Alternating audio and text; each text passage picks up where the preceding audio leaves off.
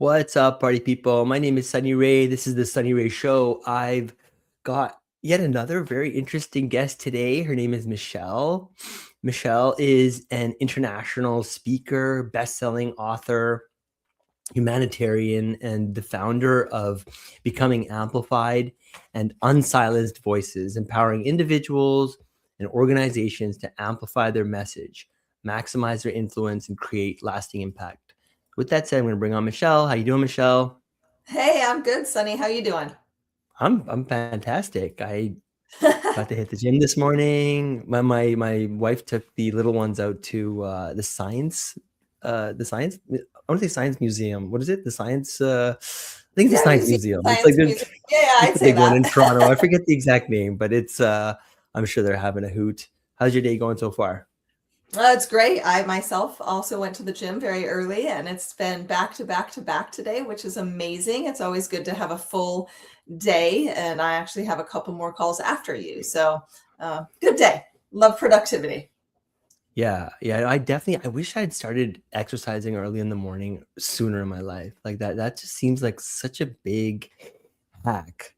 I don't know about you, but I like mean, I always struggle with it, but I feel like working out early in the morning for me at least has been a game changer. Like I just feel like it's impossible for me to have a bad day after exercise. So it's like, well, why it wouldn't I do that increases more your often? serotonin for sure, right? So you go to the gym, it increases. My problem is I tend to work too hard at the gym, so then I get tired halfway through the day, and I'm Oh, like, do I have 15 minutes to no, close my no, eyes somewhere? no, not me, not me. That is definitely not my problem. My thing, it's like literally like a 10-minute thing. I have like, my bar is so low. I'm like, if I do four exercises as hard as I can, not even like one exercise three times and that one, it's like just four exercises in total, I'm Oh, out. So it's yeah, kind of yeah, like I set a that low works. bar, but if I want to do more, I can. But I don't know.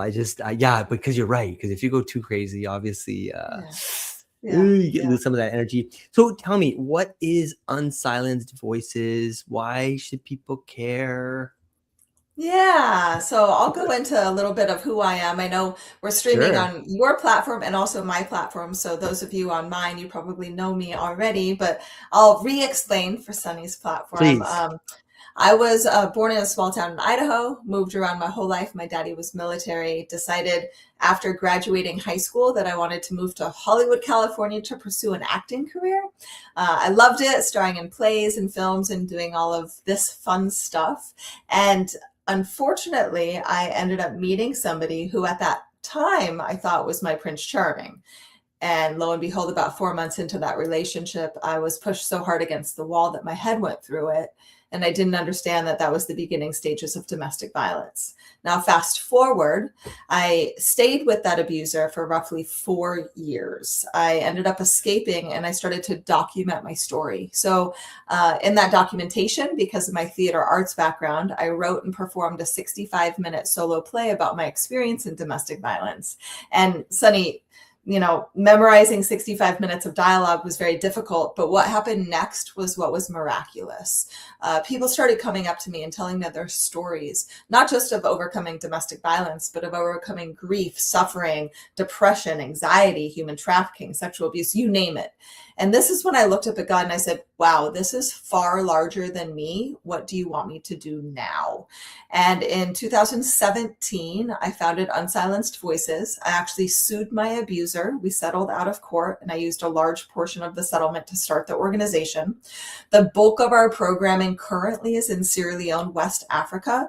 We help with 2 villages, savings box programs, agricultural programs, malnutrition programs that we've partnered with the U.S. Peace Corps on.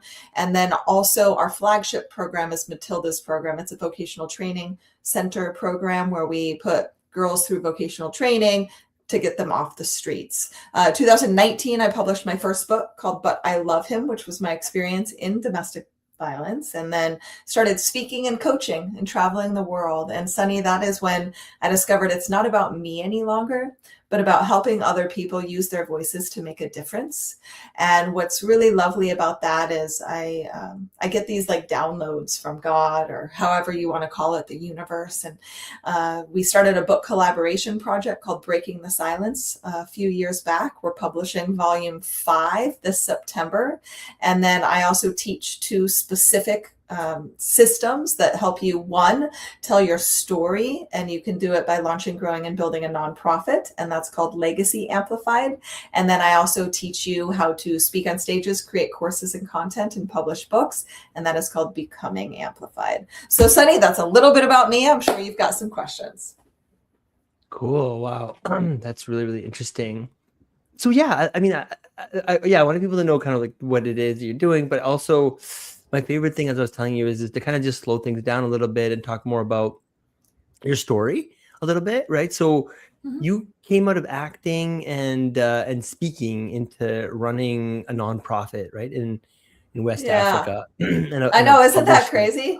And in between, Yeah. I was a bartender for a while, Sunny. So, I mean, my first mastermind group before I started the organization was my bar rail. And I still remember I used to go up to people. I'm like, I think I'm going to start a nonprofit, guys. And they're like, that's awesome. Grab my beer, please. Right. So it was this very interesting situation, but it happened that way. And I got to impact crazy people.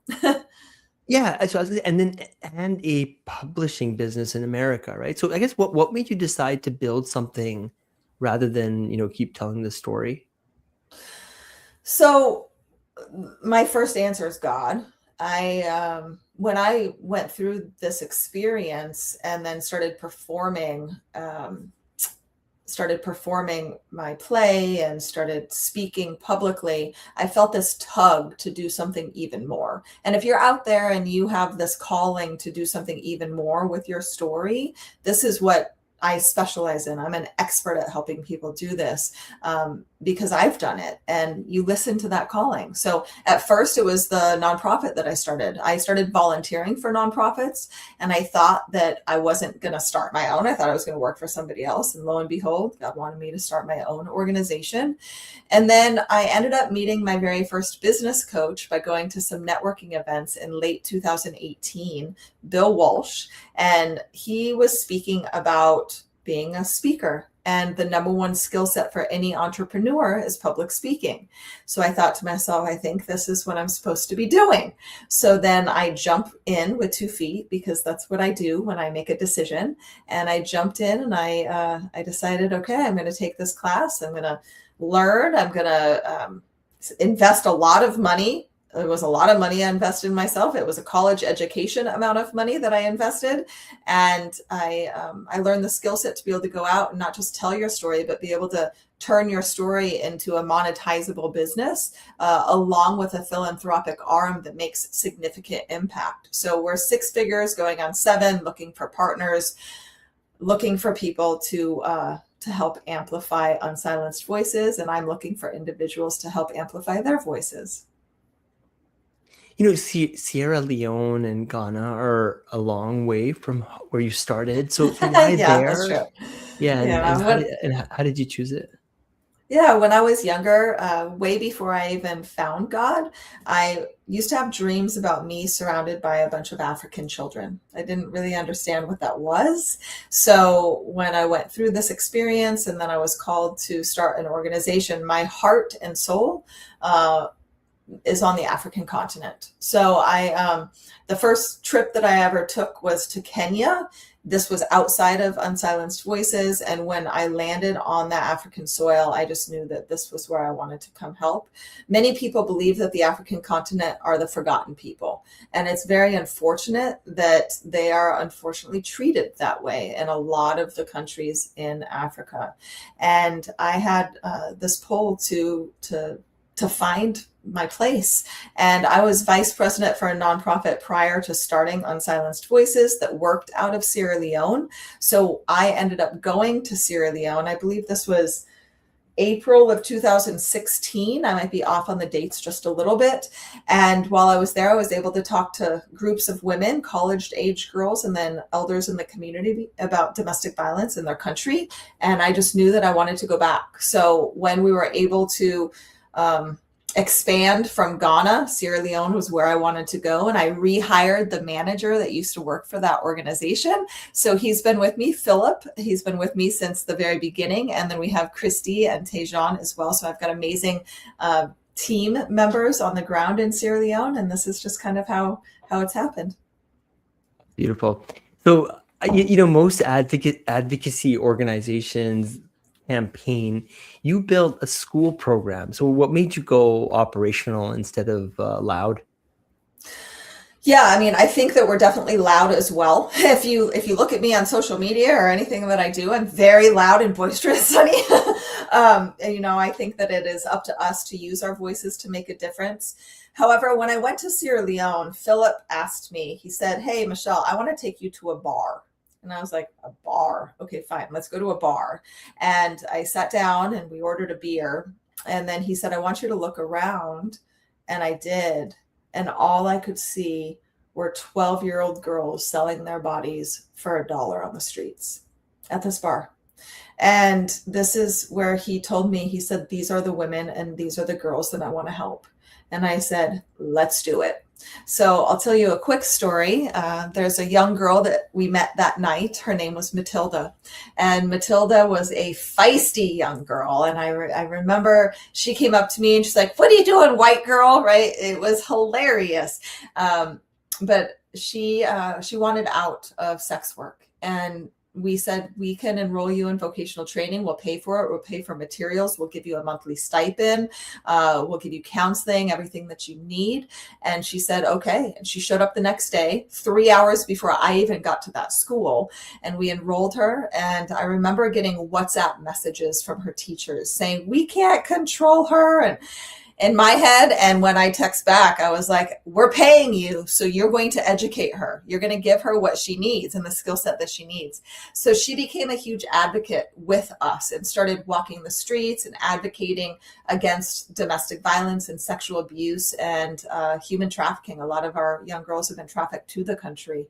And it helped with us in Sierra Leone because we are foreigners.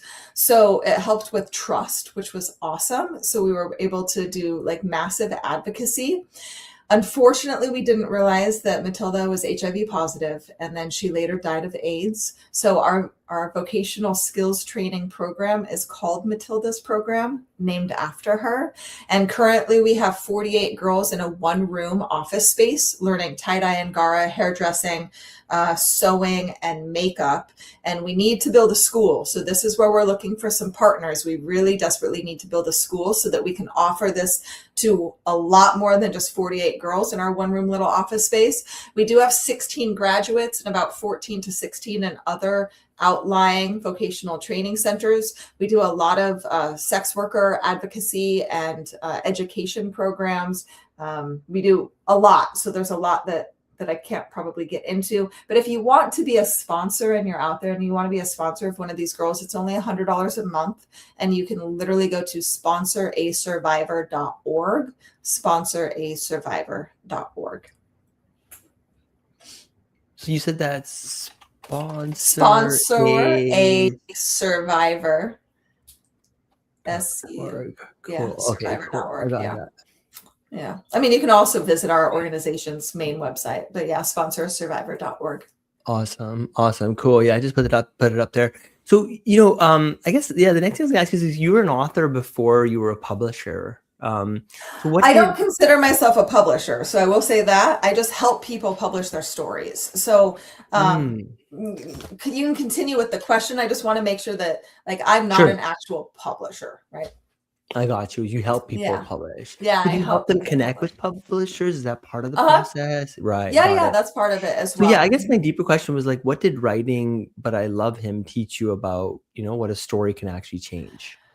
Oh, I mean, when I started writing, it was not only therapeutic, but it started to open up so many doors. So Being a published author, you can be interviewed on the large platforms like the ABC, NBC, CBS, Fox at no charge. Like these journalists and mega news stations, they want to hear from new authors. And the statistic pre-COVID was about 2% of people publish a book. I think it's more like 4 or 5% now because of AI and, you know, the reach of Amazon and self-publishing platforms. But really, when you publish, you not only get your voice out there, but it gives you a platform, a soapbox. So I healed a lot writing and performing my play. And then when I started to really hone in on everything and all the accurate events and publishing my story with But I Love Him, I started to be asked to come speak about my story. People started coming up to me, telling me their stories. And this is where it kind of snowballed into where I am today. And like I said, we've published 5 now coming in September, Breaking the Silence volumes. I work with people one-on-one, so I've been able to publish about 125 people, which is awesome.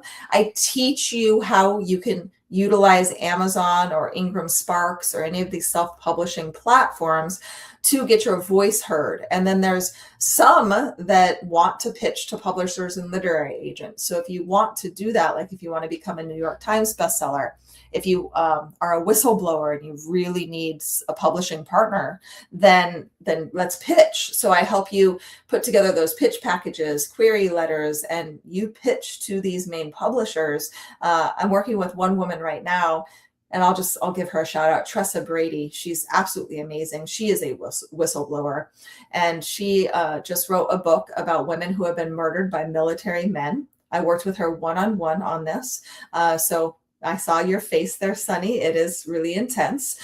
So she is going to be a whistleblower, and she's not dogging on the military. She is dogging on the system. So there needs to be something in place where these military men have resources when they get back from active duty, when they get back from war, when they get back from seeing all of this destruction, because unfortunately it comes out in physical and emotional abuse to the people that they love. So it's a very interesting book. So for example, this book, we're looking for publishers and pitching to publishers and literary agents.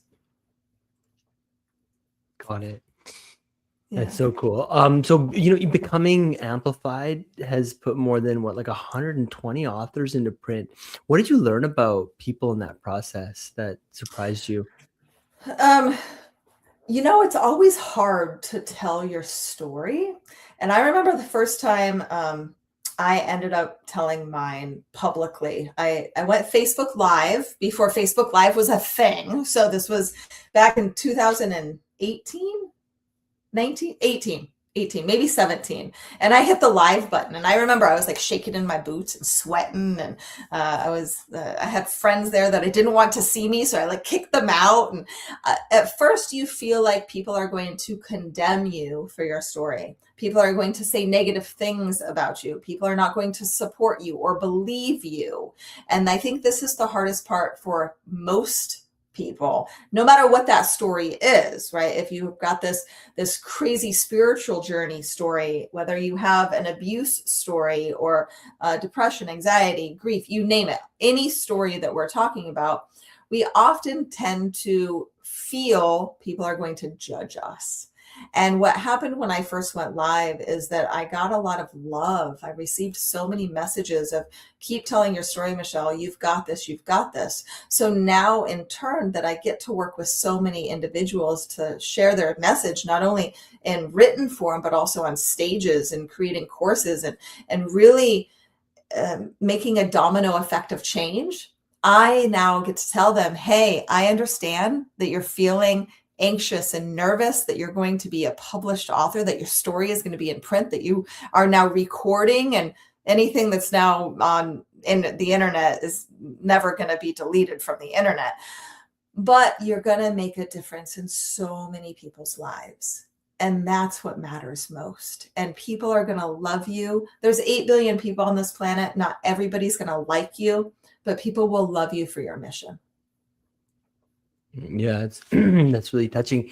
So That's so interesting. You run a nonprofit and a for-profit, right, at the same time. So like what does Yeah. each one give the other that, it couldn't have kind of gotten alone? Yeah, so there's something called a food book and there's something called a heart book. A food book is literally what puts food on your table. So this is your business book. And I've published that as well. It's called Your Ultimate Breakthrough. I like But that. Okay. typically, yeah, right. But typically you start with your food book first. I went the opposite direction. I started with my heart book first, my memoir, But I Love Him, about my experience. Um, you know, it's crazy. I published and started this organization before I knew I was going to have a for-profit business. So this was where my heart was. I was like, I'm just going to do where I'm called. I'm going to do what God is calling me to do. I'm going to tell my story. And lo and behold, it then transcended into also having a for-profit arm where this is what sustains me. The organization right now is not sustaining me financially. The for-profit is sustaining me. But what's amazing is that there's so much overlap. You see, when you start talking about your passions, your experiences, you really will discover what you want to give for free and what you want to charge for. And you start to understand that there is similarities between the two, but it's a different demographic of individuals. So for the nonprofit organization, Survivors of Domestic Violence, Sexual Abuse, and Human Trafficking, 99.9% of the nonprofit deals with women and young girls that have experienced this. Now, the for-profit sector, though, these are individuals who have gone through something, but they're still skilled enough to be able to sustain their livelihood financially. So they have a job, they have housing, they have kids, maybe a husband or wife. But then these individuals also want to get their stories heard, just like the nonprofit arm, but they're a bit more healed, I would say. And then they're more ready and willing to tell their stories. So it's not just women that we tend to deal with, it's also some men. So for example, in our last collaboration, Breaking the Silence, in volume 4, we had a couple of men telling their stories of abuse. And this is something that, oftentimes men don't talk about. Cliff Sinclair, which is an avatar name, he published his story about being sexually abused as a child. There's another man, his name was Dan Roth, and he talked about being in a domestic violence relationship where he was the victim. So it's very important, not just for women to speak up, but also for men. So, but there's a lot of similarities between the two, a lot of differences as well.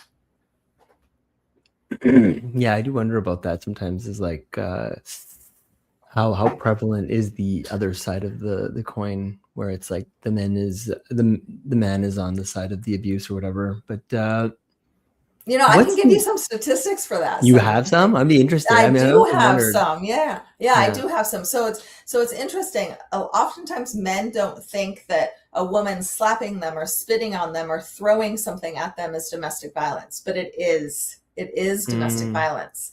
And the statistic is about 1 in 11 men experience domestic violence.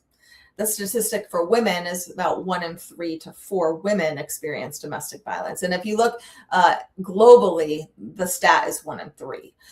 So there is definitely some men out there who have gone through a lot of abuse, especially if you look at the LGBTQ community. There's a lot of men who experience domestic violence there, and oftentimes it's hush hush. Nobody talks about it. Michelle, I was going to ask you, so what's the skill from acting and the stage that turned out to be most useful in running an organization? Running an organization? Well, I know skills that I learned to speak on stages, which is kind of crazy because there was a direct translation. What I loved the most, though, is I didn't need to memorize dialogue. So memorizing dialogue versus speaking on stage, you don't memorize what you speak. But running an organization, so there's a lot of no's in acting. I remember I was living with my godfather at the time. He's an adopted godfather, so not by birth, but he's my godfather now. And he's in Los Angeles. His name is Ralph. And I was living with him, and I was going to audition after audition after audition, going to acting classes and doing all this stuff that I thought that I was going to take me to stardom, what I wanted.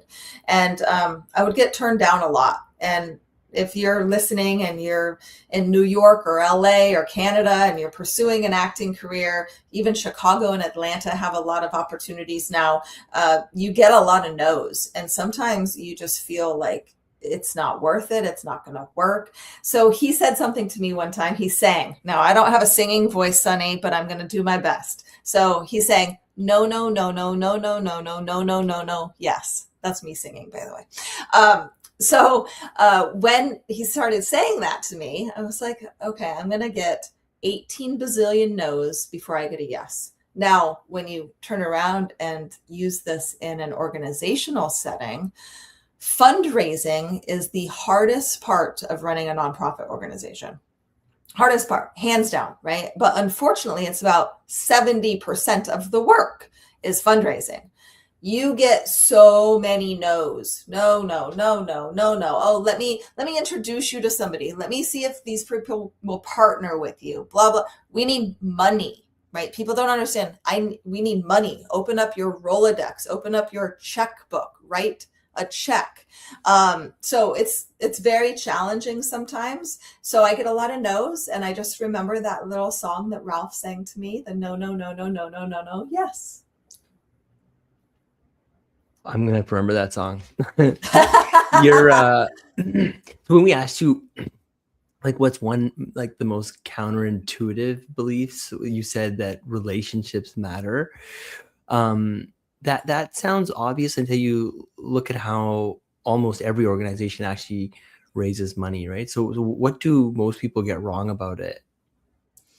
I don't think that they nurture the people in their lives enough. And when I say people, I'm not saying, friends and family. I'm saying your business associates, your business partners, your donors. It's very important to nurture them. I'm gonna talk about one donor now. So Jen Duplessis, on my platform, a lot of people probably know who she is. On your platform, maybe not yet, but Jen is an amazing young woman, and she and her husband are wonderful people, and she is a huge advocate. She's very, very successful in her own way. She's multi-millionaire, and we became friends and started speaking and coaching together and sharing hotel rooms together and traveling together. And she does the Sponsor a Survivor program. She's a huge advocate and introduces me to a lot of people to get even more exposure, introduces me to people for donations and funding and things like that. So I nurture that relationship. She has become a very good friend of mine. At first, it was more of a business associate and acquaintance, things like that. But you nurture these relationships. Another one of our donors, Steph Sheeta, she found me, which is crazy. She saw a podcast interview, I think it was. I don't remember which platform, but she saw that and she contacted me and she said, I want to give you money. And when somebody calls you and says, I want to give you money, you're like, what do you want? Who is this? What is the catch here? And Steph said, I fell in love with your story and fell in love with your mission. So she is our biggest donor right now, which is great. So I asked her the other day, I said, are you interested in being a board member? And so now we're going to have a conversation. I don't know if she's going to say yes or no, but she's interested in the conversation about joining the team because she is such a huge advocate. We are nurturing this relationship. I want to keep her closer around. Closer. So that's just a little bit of, relationship capital is important. I have a $1 billion Rolodex, and these people have helped me so much grow, introduce, open up their Rolodexes, which is great. That's awesome. So Michelle, 48 girls in schools is a number, you can hold in your head, right? So what changed in how you worked once the numbers stopped being abstract? When I jump in and do something, I jump in all the way. So it was never a problem of the amount of kids that we can help. So let me try to re-explain this. There are so many girls in Sierra Leone that need help. I mean, we're talking thousands of girls that are on a wait list. You know, we open our one room office space, and this is new, like literally 2026. We opened this because we had partner vocational schools that we would send our girls to, and so many girls showed up. There was like 150 girls that showed up to the one room office space to get educated.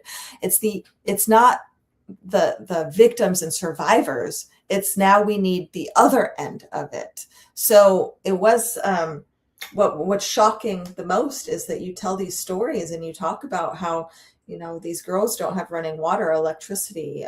They own what's on their back. They have babies strapped on their back as well, babies having babies. And there's so much need and there's so much money in the world that we really need to start utilizing our resources even more. I truly believe in tithing. I don't care if it's Unsilenced Voices, you guys. I don't care where you give your money to, but give it away somewhere. 10% needs to go out because we make enough, especially in first world countries. We are fine. 10% is not going to hurt us.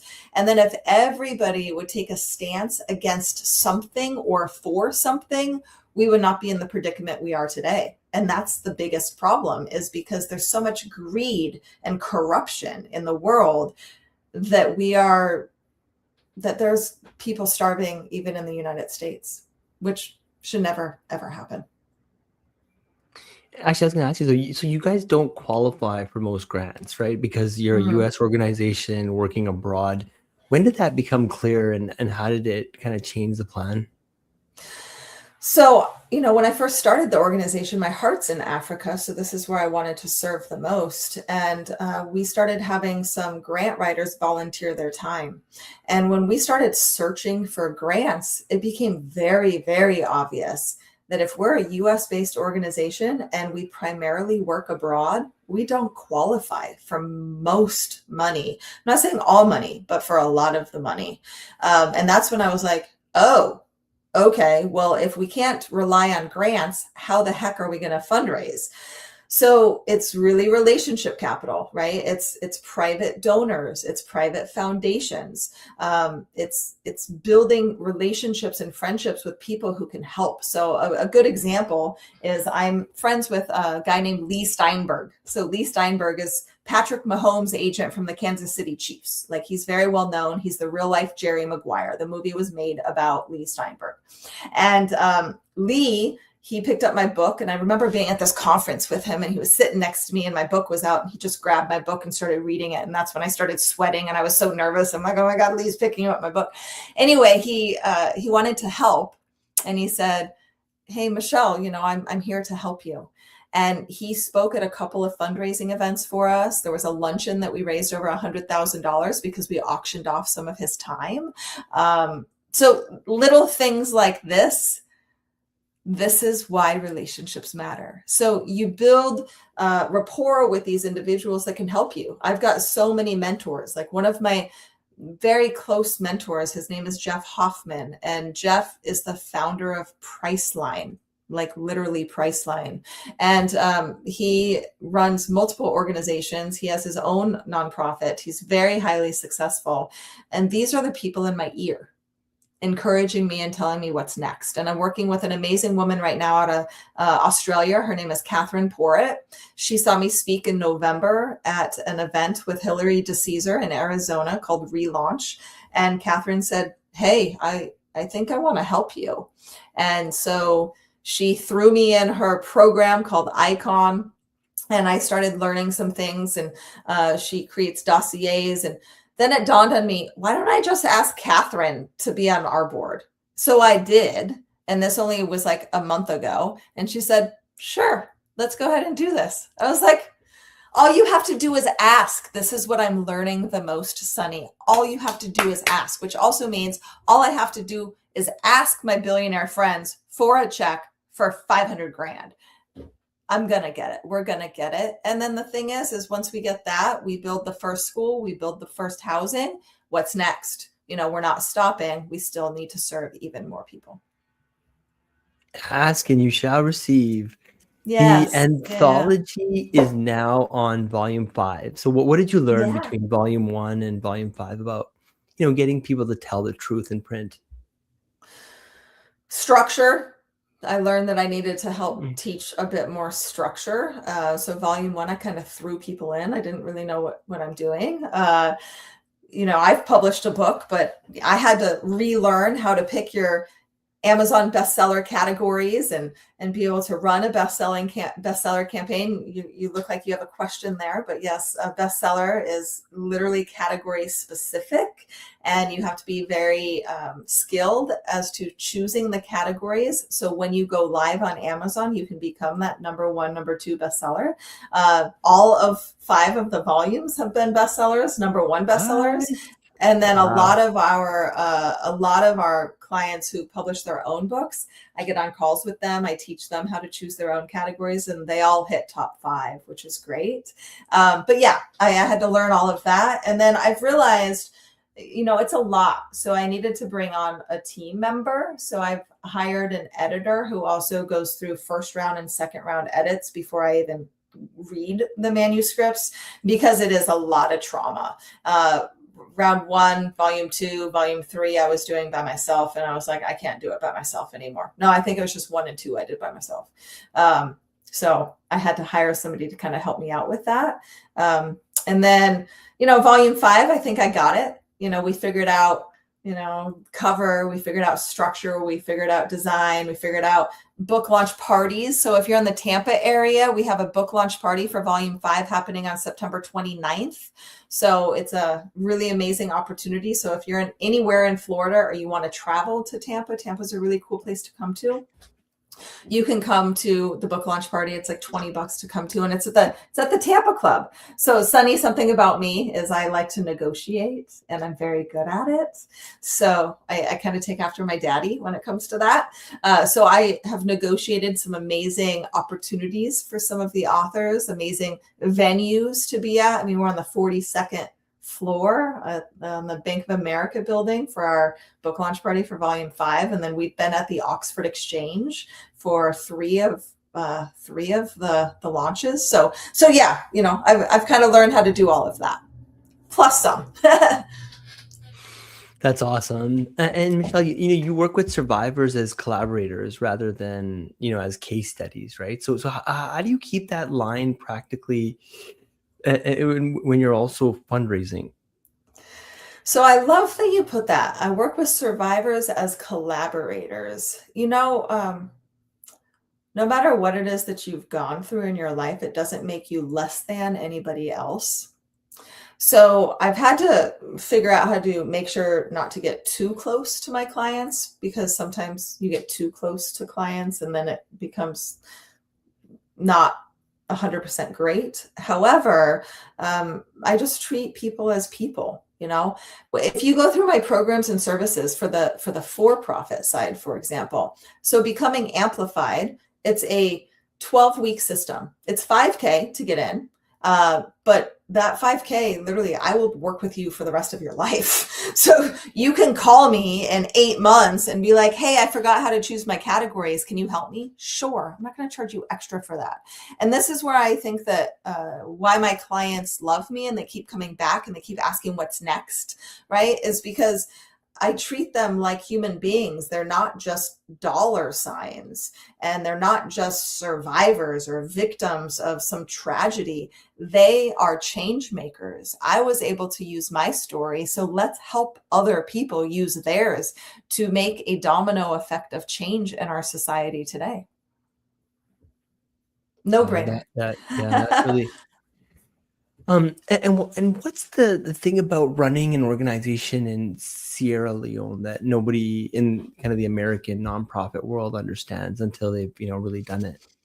Cultural differences, 100%. So when I flew there the first time, and I was holding an event for women to openly discuss violence, so domestic violence, sexual abuse, things like that, there was a woman, and of course I have a translator because I don't speak the language, but there was a woman in the front who said, why are there no men here? Like, she was mad and adamant about this. And I was like, let's invite some men. So I stayed for this next cohort of people who came in, and literally women sat on one side and men sat on the other. And then I said, let's do an open dialogue. And it was fighting. Like, people were yelling and screaming at each other, and you did this and you did that, and blah, blah, blah, blah, blah, blah, blah. Finally, things calmed down a bit. And I remember a man standing up and saying, I didn't realize that this wasn't okay. Because culturally, you hit your wife. You tell her what she can and cannot do. You are the breadwinner of the family. And that woman and those children rely on the man. And unfortunately, especially in third world countries and developing nations, a lot of girls, a lot of women aren't educated. And when they get into these toxic relationships, then they solely rely on these men.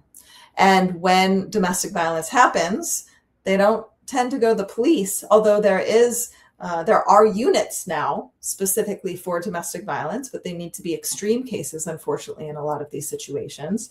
But it's a familial issue. So it's a family issue. So you take care of it behind closed doors. Well, unfortunately, things may not get changed that way. So this open dialogue that we've now created, specifically in Bo, Sierra Leone, it's making people understand that it's not just a family issue, that these practices are not okay.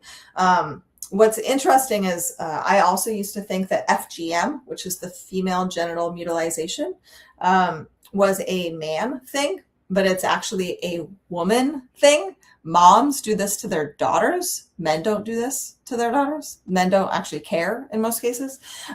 So it's education, it's just training on, why you shouldn't do something, why you should do something. And it's mass education that us in first world countries are like no-brainers. But unfortunately, some of these individuals, they don't know. They just don't know. You don't know what you don't know. So that's part of it as well. The Peace Corps partnership is unusual, I guess, for an organization your size. How did that come about, and what did that unlock? Yeah, it is very unusual because we're still considered a grassroots organization for sure. We are, barely six figures some years and whatnot. And, the CEO's not getting paid at the moment. It's interesting. So we have an amazing team on the ground in Sierra Leone, amazing team. And they look at the needs in their communities. They're Sierra Leonean. They're not Americans. They are literally from Sierra Leone and live in Sierra Leone.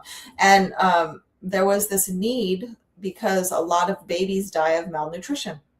A lot of babies die because they are undernourished. And our team was like, well, we'd love to do something. So we started to provide some Benny mix, which is baby food, really is what it is. So it's baby food to mothers.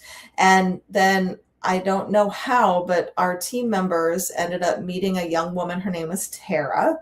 And Tara was part of the U.S. Peace Corps. And so then with our Benny Mix malnutrition programs, the Peace Corps has now come in and kind of helped sustain in multiple different ways. So, we weigh the babies. We make sure that, the Benny Mix is actually getting to the babies and not being sold for money, because that's a whole nother thing. The women actually have to bring back empty bags of the baby mix. So there's a lot of different things that you don't think of that the Peace Corps has kind of helped with. And then they want to do a long-term partnership with us, which requires us to fund a partner of the U.S. Peace Corps to live in Sierra Leone. And at the moment, we can't do that, but hopefully here pretty soon we will be able to. And you said the number is 500,000 by the end of this year, right, for a school and housing. So what does that actually buy, and what happens on the ground, like when it lands? Yeah. So the school is roughly going to be about $170,000. Housing is a little less. So the housing component is going to be probably about 150. And these numbers may fluctuate. I mean, unfortunately, that's just what happens, especially with like oil and you name it, whatever world econ is going on. Well, as soon as we get the money, I'm taking a team of people with us to Sierra Leone so they can see. And we've already done partnerships in the country for builds. So our team knows a lot of great people within Sierra Leone who are not going to take advantage of us. And we are going to partner with them. We're going to hire them as contractors and construction workers, and we are going to build. And that's what it looks like. And then we just need to sustain it. So that's the problem, right? Is the sustainability and figuring out how to do that. So for example, we sell eggs, chicken eggs, but that's not going to sustain a school. So we need even more projects. So we do agricultural projects with a lot of our villagers. We have a cassava processing facility that the TV show The Fixers built for us a couple of years back, which is amazing. So we can utilize some of these things for sustainability, and we've got to, put that into the programming. And then, we build the housing, and then we bring in more partners, and then we continue and we continue and we continue. It's not the white savior complex. That is not what we want to do. We really want sustainability. We want to offer these people a amazing profitability. One great thing is a lot of our girls, once they graduate vocational training, they partner together. They buy a little shack and make that a storefront, and they sell clothing together and things like that. So that's how the girls are sustained. We just got to figure out how to keep the project sustained. That's really cool. So I was gonna ask you. So I noticed that you guys accept crypto donations, and which most nonprofits your size still do not, right? So sending money into West Africa through corresponding banking is slow and expensive, and sometimes just fails, right? So what have you actually seen work, and does the technology matter, or is it still mostly about the relationship? Interesting question. So a couple of years back, we had a team of people working with us who was very much in the Web3 space. So we actually ended up holding an art competition in Sierra Leone, and the winner of the art competition, we made her piece into NFTs. So we actually have NFTs on the blockchain where if an NFT sells, then she will also be compensated for her contribution to that NFT along with the organization. So I think Web3 technology is very important to bring in, and using tech for good is something that people should be doing. Now, cryptocurrency is something that is going to be a global phenomena. I mean, it already has been. If you look at, Bitcoin, I remember when Bitcoin was $1, guys. And what is Bitcoin now? 10,000? No, 30,000 for something crazy. What is Bitcoin, Sunny? Do you know? I think it was 91K Canadian. 91 grand, 100 grand. Yeah. So it's $100,000, right? I'm way off. So Bitcoin has grown that much, $1 to $100,000 in, I would say, 30 years. So Web3 and cryptocurrency is definitely something that organizations need to accept and need to take, because a lot of these individuals who want to donate money, they have a whole bunch of money sitting in crypto and they don't know how to get rid of it. So we partnered with a group called the Giving Block. And the Giving Block allows us to accept cryptocurrency donations, and they convert it into actual money for us, which then goes into our account. Very cool. Very cool. So, Michelle, you have people like Jeff Hoffman and Lee Steinberg in your world, and one luncheon raised more than 100K, like you mentioned earlier. What makes someone at that level actually move versus politely, admire the work? And I know I'm being repetitive right now, but relationships. See, you start an organization, you start a business. People will not buy what it is that you are selling unless they like and trust you. It's the same thing with a nonprofit. So you have to run a nonprofit just like you run a for-profit business. And it is in relationship capital. You nurture those relationships. You stay close to people. You are authentic, right? So I speak for a living often. I travel all over the world. And I truly believe that what you say in front of the curtain is also what you should be saying behind the curtain. There should not be a difference there. You need to be trustworthy, authentic, who you are transparent on stage, this attracts people to you. It's not us going out and searching for these individuals. They are attracted to you and your energy and what it is that you are up to. So when people of this caliber are attracted to you, then they automatically get attracted to what it is that you are doing. So that's kind of how that goes around. Cool, Michelle. I didn't even realize, but the time we're at the end of the hour. I normally, wow. like I said, normally it's like a half Wow. an hour show, but I really enjoyed your presence and your storytelling and everything you're working on. So thank you so much for your time. There's about 40 some people watching, so always appreciate that's awesome. everyone Well, hey, watching live. Thank you so much, appreciate it. Michelle, where do people learn more about you? And I guess I put up the website earlier, but like, do you want to maybe quickly help me land I'll the give you plane? guys a couple of different things. Yeah, definitely. So if you're in the US and you are watching this, if you text the word legacy to the number 26786, again, text legacy to 26786. You'll stay in our system. We send out texts once or twice a month. You can book a call with me, things like that. Also, if you go to michellejewsbury.com, again, it's Michelle Jewsbury. So it's JEWS as in Sam, B as in boy, URY.com. You can book a call with me there. You can download free resources. You can even be connected to Unsilenced Voices from that website as well.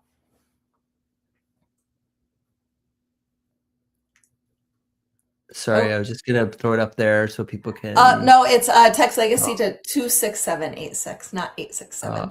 I got it wrong. That's okay.